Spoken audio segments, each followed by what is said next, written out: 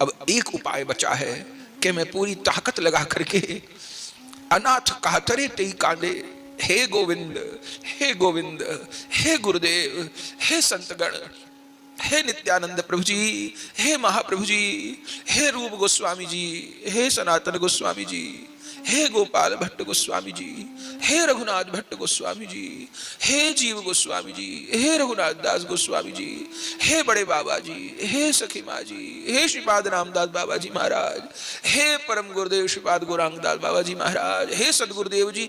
ऐसे मैं आचार्य गणों को, गुरुजनों को पुकारूं। कैसे पुकारूं? शब्द बहुत मूल्यवान है। अनाथ कातरे तई कांदे, अनाथ होकर के पुकारूं। श्री बड़े बाबा जी महाराज से किसी ने पूछा कि बाबा आप नाम करने के लिए कहते हैं, भाव पूर्वक नाम करो, तो वो भाव पूर्वक नाम कैसे होता है? हम नहीं जानते, बताइए। तो बड़े बाबा जी जो उदाहरण दिए वो बहुत काम का है। बोले भैया, एक विधवा मां अपने इकलौते गरीब बच्चे को मेला दिखाने ले गई।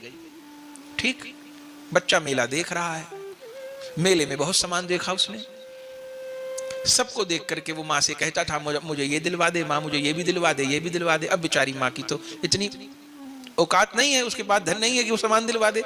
बार बार यही कहती है, बेटा देख लो, अच्छा आगे दिलवा दूंगी, अच्छा ये दिलवा दे। पूछे कितने की चीज? अरे ये भी महंगी, नहीं दिलवा, ये दिलवा दो, वो दिलवा दो। तो बार बार बच्चा माँ के साथ चल रहा था, माँ का आंचल खींच खींच के, माँ मुझे ये दिलवा दे, वो दिलवा दे।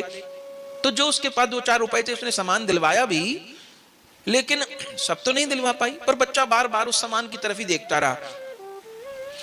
अचानक उस मेले में तूफान आ गया, और इतना भयानक तूफान आ गया कि वो माँ बेटा बिछुड़ गए, हाथ छूट गया, बेटा कहीं खो गया। और अब माँ भी चारों ओर ढूंढ रही है बच्चे को, वो बेचारी गिर गई कहीं तूफान में।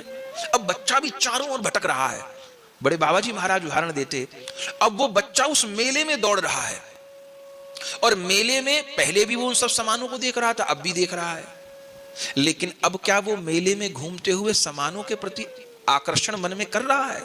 ये खा लूं, ये पहन लूं, ये ले लूं, ऐसा सोच रहा है? नहीं नहीं, अब मेले में होते हुए वो अकेला हो गया। अब वो घूम अब भी रहा है मेले में, सब कुछ देख रहा है, लेकिन अब वो केवल मां मां मां मां मां मां घूम रहा है चारों ओर, उसी मेले में, उन्हीं सामानों के बीच, लेकिन सब जगह अपनी मां को खोज रहा है, रो रो के पुकार रहा है। तो बड़े बाबा जी महाराज कहते, जैसे उस मेले में खो गए, बच्चे का आर्त स्वर होता है अपनी मां के लिए, ऐसा आर्त स्वर इस जगत में रहते हुए नाम संकीर्तन के प्रति जगाना होगा। बोले उदाहरण क्यों दिया? बोले अब उस बालक को सामान तो देख रहा है, लेकिन आकर्षण नहीं है। उन सामानों को देखते हुए, उन दुकानों के बीच जाते हुए भी वो केवल पागल की तरह रोते हुए मां को ढूंढ रहा है। ऐसे ही ये मेला कोई और नहीं, संसार ही वो मेला है। मां कोई और नहीं, हरि और गुरु ही वो मां है, और वो बच्चा कोई और नहीं, वह जीव ही बच्चा है, हम ही वो बच्चे हैं। और वो मेला, वो मेले के समान ही संसार की वस्तुएं हैं। तो जैसे उस मेले में रहते हुए, उन वस्तुओं के बीच रहते हुए, अब उन वस्तुओं को देख के आकर्षण नहीं, बस उसको मां चाहिए। जैसे आर्त स्वर से रोके वो अपनी मां को पुकार रहा है, अपने को ऐसे कृष्ण नाम पुकारना होगा, ऐसे राधा नाम पुकारना होगा, गौर नाम पुकारना होगा, गुरुदेव का नाम पुकारना होगा।